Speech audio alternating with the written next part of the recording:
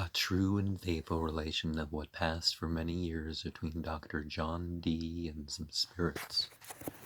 Meric Casaubon, 1659, relates this, and we are still on the Saturday, the 22nd of September, 1584 account. Dee says, "What thou wilt, O Lord, for thy honor and glory, that be."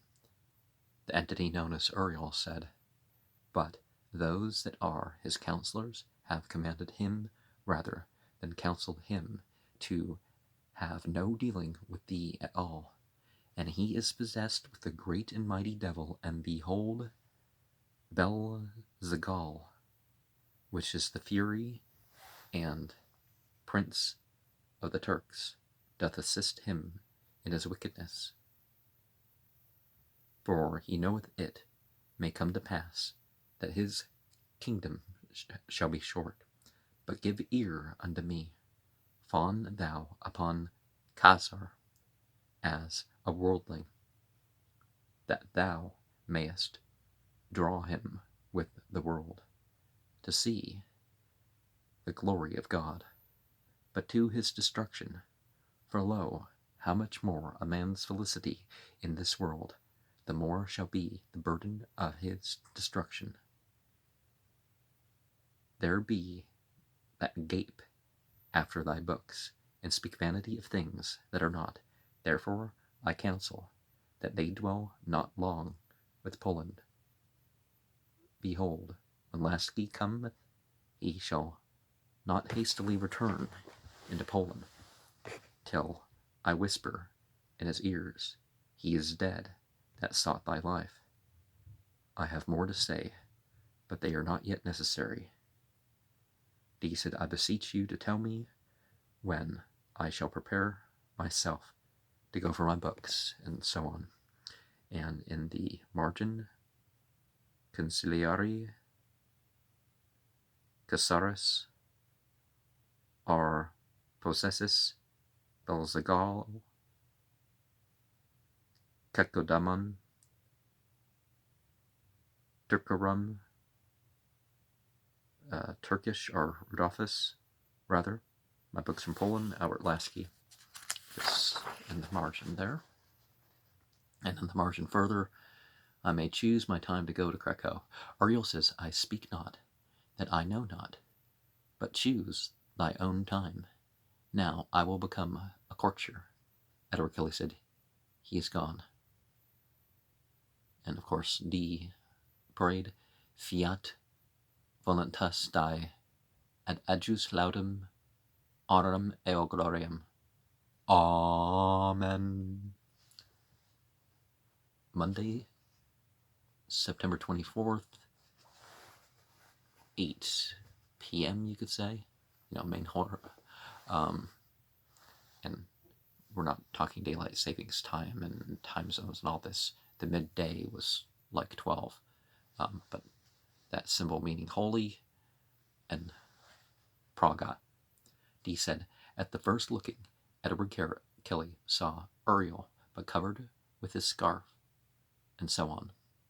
Remember what I said about being lucifuge and the darkness and Notwithstanding, I said some prayers to God on my knees, and came and said, Here, mitte lucum tuum, eo veritatem tuum, odius ut ipsa nos ducant ad montem Sion, etc. It is to be remembered that for two causes we repaired to the shoe stone, the one by reason of the letter which I had written to the emperor, and was minded to go to show it to the Spanish ambassador before I sent it to the emperor, to have his opinion of it, and also to bear it. Secondly, by reason of foul slanderous words which were spoken of me here at this ambassador's table, that I was a conjurer and a bankrupt alchemist, and came here to get somewhat of the emperor, and that I had sold my goods and given to the Lord Lasky the money, and that he had deceived me. To these untruths the ambassador did reply in my behalf, for which I meant to thank him, and so on.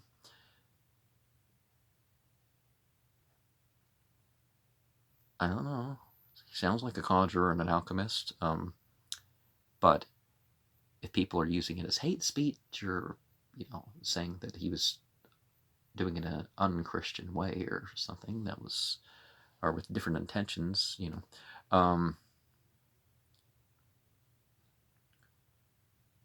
nowadays people really mix up the whole identity terms. So you often very much don't know what people mean by things. Ariel said, even as the accursed and cast down most wilfully abhorreth, hateth, and dishonoureth the God of justice because of his mightiness and power over him, so do all those that suck and hang upon his dugs, that are covetous and desirous of worldly promotion, that gape and thirst after the glory of the world, abhor, hate, and continually vex and dishonour such as love justice, or dwell under the wings of the God of power and triumph. Herein you may rejoice, that you are partakers in innocence, railed as, and despised with the world, in the fellowship of God and of his Son Christ. Herein you may be glad that you are sealed and dwell with the Father, and that you may play also upon the harp of David. For verily they are, so shall you be, and as they are made righteous by reason of their election and crowned toward eternal joy, so shall your election establish your righteousness and give your garlands of eternal comfort. Those that are on the seas are fearful of the winds. And why? Because of the motion of the place and of the power of nature. But it is not so with you, for you dwell in castles made of marble, wrought out of the midst of a sure rock, a most stable foundation. For why? I am sure that God dwelleth in you, and you in him. Therefore lift up your heads and rejoice when you are afflicted. Keep the image of God sincere and perfect in you, that you may always be merciful in the image of his Son Christ. But when the Lord openeth his mouth and calleth you together, saying, Venit eo audit, then lay away all mercy, for the God of justice dwelleth amongst you. Well, it says, it has the six-pointed, asterisks before merciful and justice, and again in garments. For the God of justice dwelleth amongst you, who dwelleth in a house till it be perfectly finished. Or what is he that putteth on a garment before it be made? Be you assured that when the house is finished and your garments made, you shall both enter and be clothed with comfort of wisdom and power. I am mindful of you, and will be mindful of my promise towards you. And if you remain and dwell forte together, dist, and be constant in me, ye shall pass the thunder that are to come.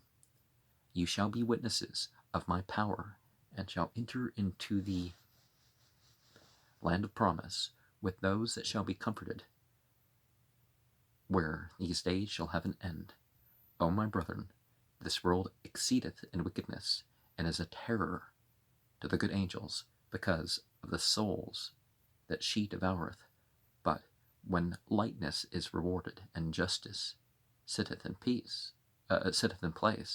then shall she bear no weight, but be made all one with the bottomless pit. Despise her, for she is an harlot. Behold, I have entered in amongst you, and it is my spirit that it leadeth, to the ambassador from Spain, I will reward him. Therefore, as thou hast opened unto thee wicked, so let also the good bear witness of me. The Lord is become a firebrand in fury, and hath armed himself, and hath taken unto him his great target, and the spear of his indignation. Accursed are they that have offended him. And in the internal margin we have Aspiritudae sumus ducti ut domino magnifico domino Guglielmo de Sancto Clemente Hispaniarum regis legatu hac aperimus cui requedem dabit Deus then D Jacobo Kurtzlow Conciliario Casa. And the regular margin from beginning to end, we have Cathara Davidus Electio, then Deus habitat in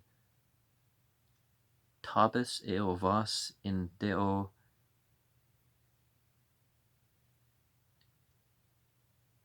imago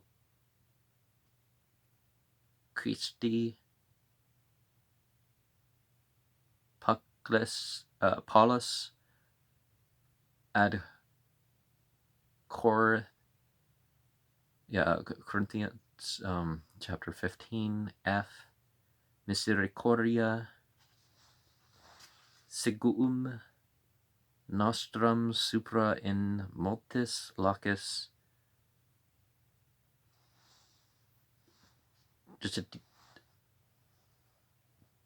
Justitia Domus Vestis Sapiente que Potentia Premissa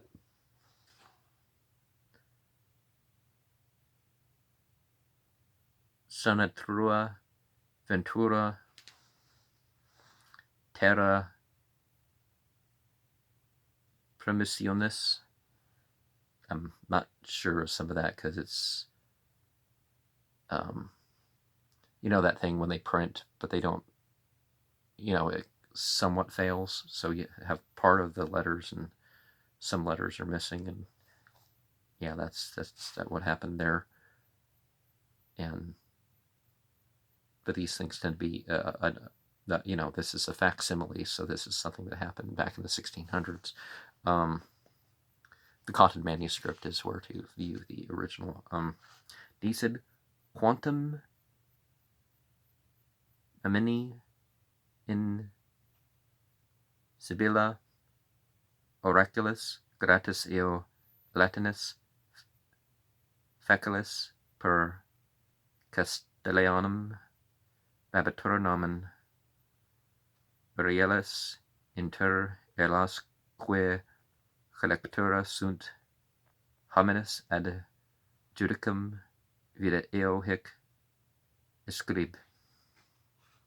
I want to separate them in the day of tum vero aterne gene immortalis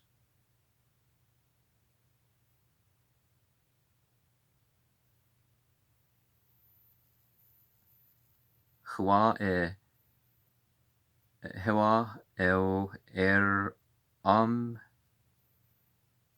equal, Greek letters there.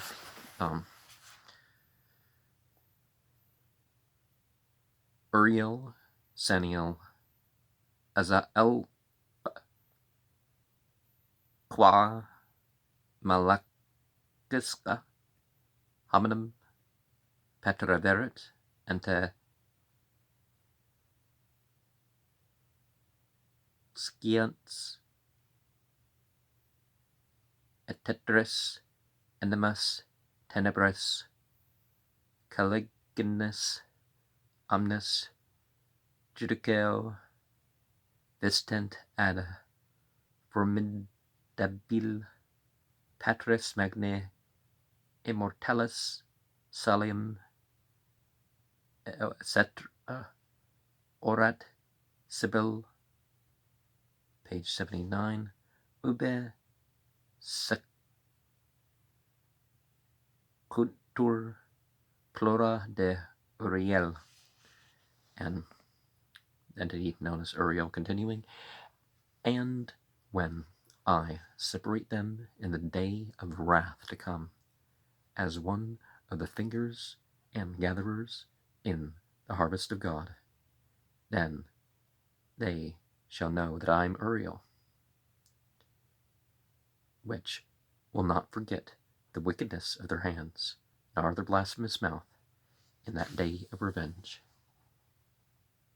After a certain time cometh Michael unto you, and shall show you unto you his bloody sword, and you shall stand under his banner. He shall hold up his hands, and shall fight against the hills for you, and your enemies shall not be, unto which time receive you light and comfort, and be contented with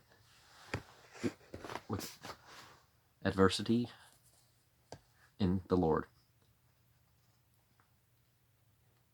My brethren, it is better to be poor with those that are poor in spirit than to be rich with those that are gluttonous, and with the princes of the earth. Thou shalt be with Caesar, in spite of the devil. I've said, Dicit Gloria, Patre, eo Filio, eo Spiritu Sancto, sicut erat in principio, eo nunc, eo semper, eo in secula seculorum. Amen. And in the margin, prophecy of Michael, Matthew chapter 5, quania ipsorum est regnum calorum, etc. The triangle means D. Erat cum cassara. I understand not this. How it is or shall be verified are with which Caesar. And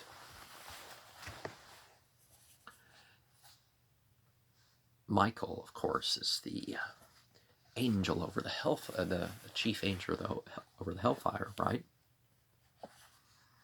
And so you can think of this as a metaphor, as those who are fighting the mountain people in the wars to come, they're going to be the ones who go to hell. You can say that.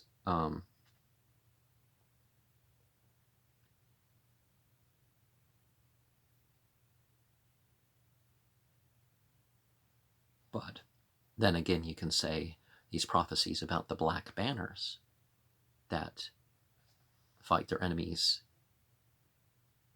in the hills, and then it spreads from elsewhere. And this goes back thousands of years before Muhammad, so it doesn't start with there. But in the margin of this note here, we have Domini legati regis Hispaniarum responsum. Note, as I had finished this action, and I was come to my study door,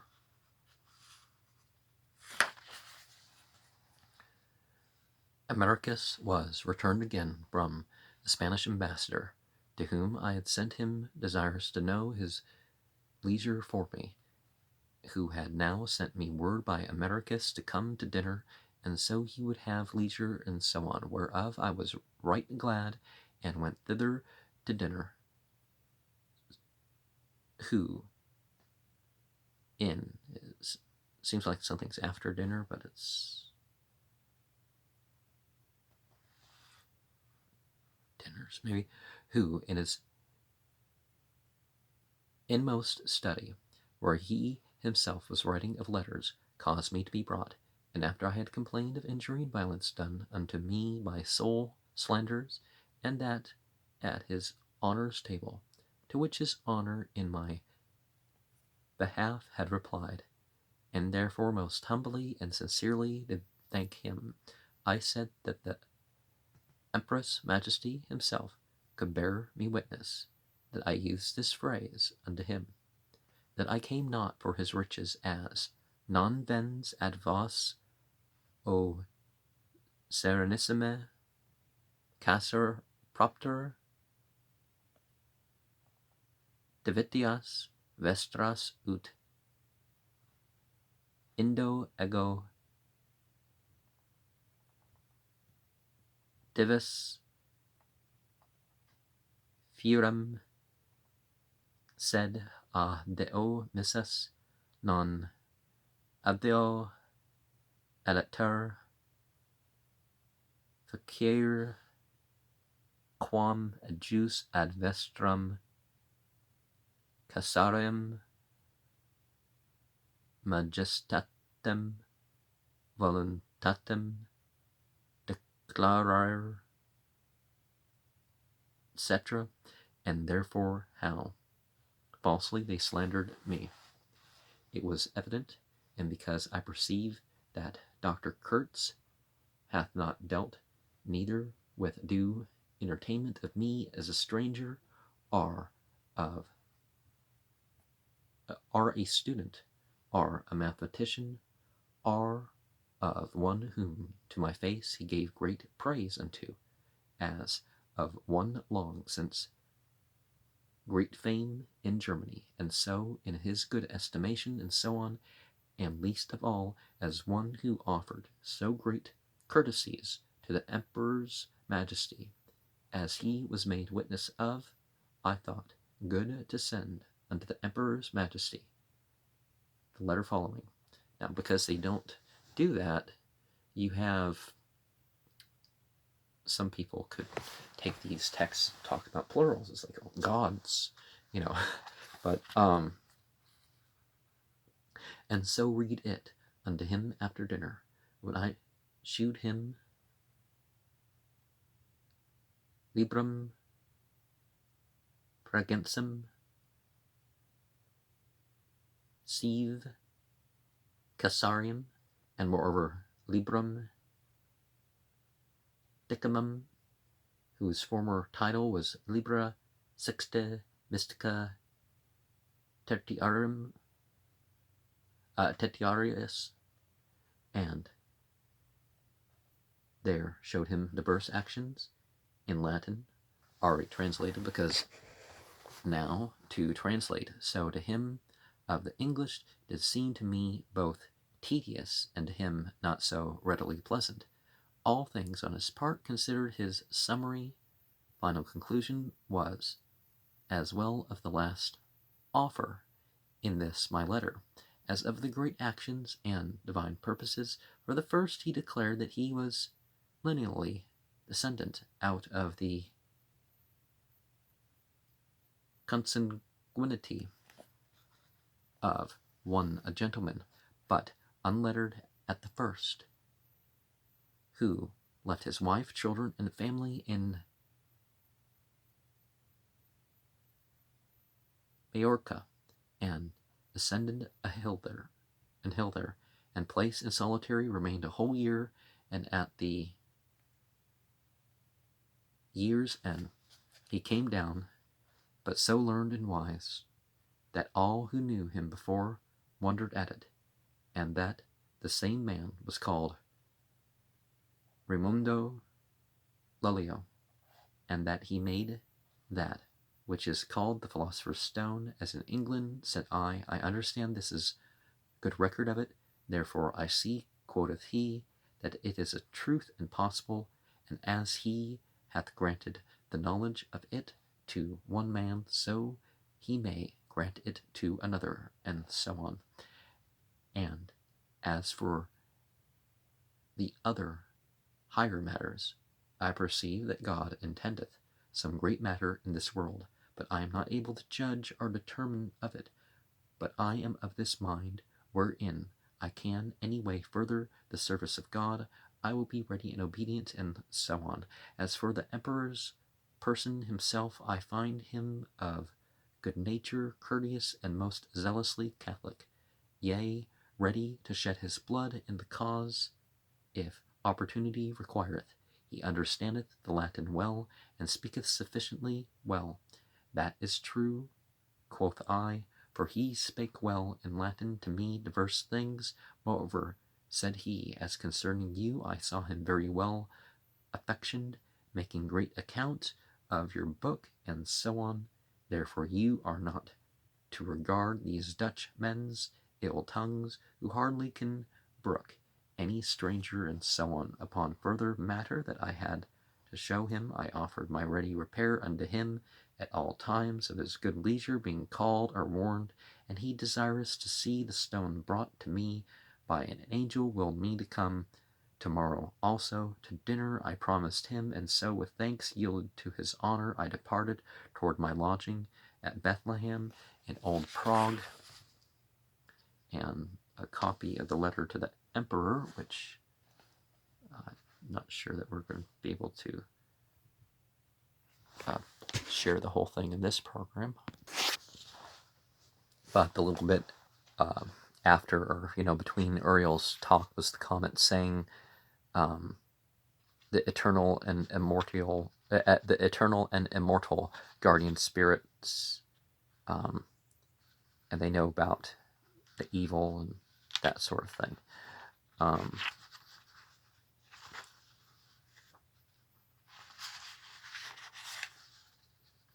And the letter is, it talks about celestial mysteries, faith, sincerity, diligency,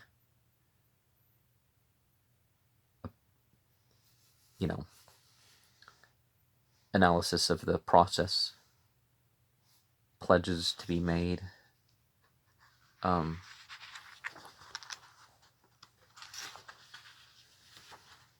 and it's a long letter here. Of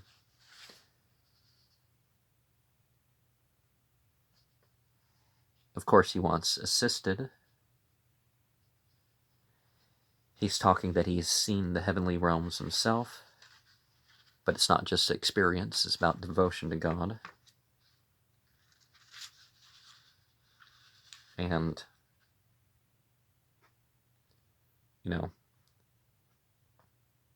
for infallibility and various other sorts of reasons and stuff we see here,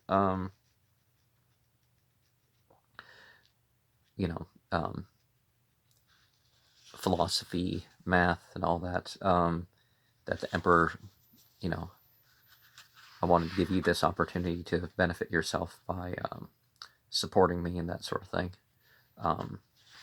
But it's not just for us. It's it's for the future, just like what we saw with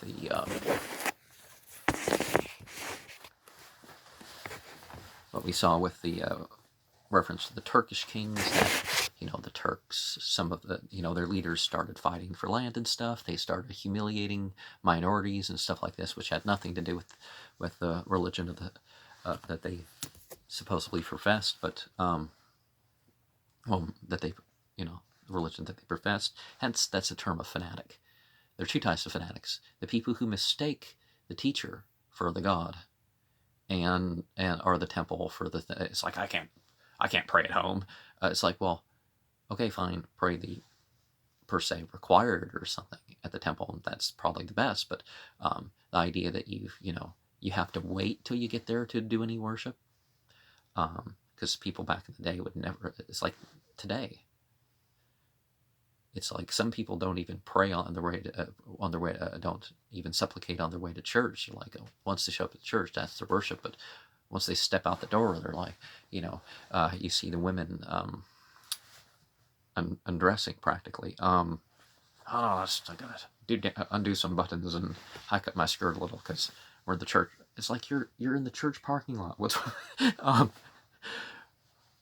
anyways, Multis o sones me. Multis o serenissim. Casar eo permagnus. Fera omnium creaturum die. Immo ipsius die. Col estibus haud paucis mysterias arcanis vestra casaria majestatis gesso purme jam ante quatu ordecem dis fideletur sincere eo deligenter quantum sex horarum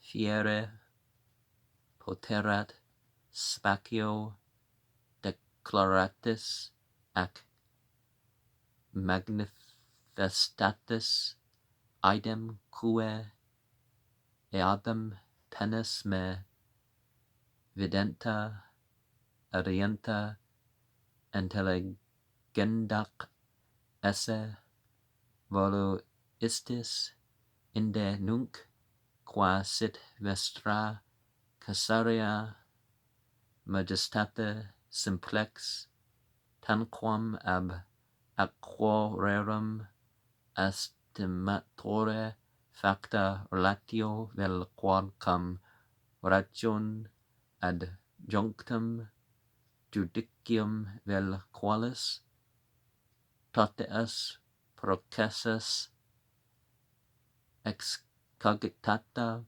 censura vel qualis mecum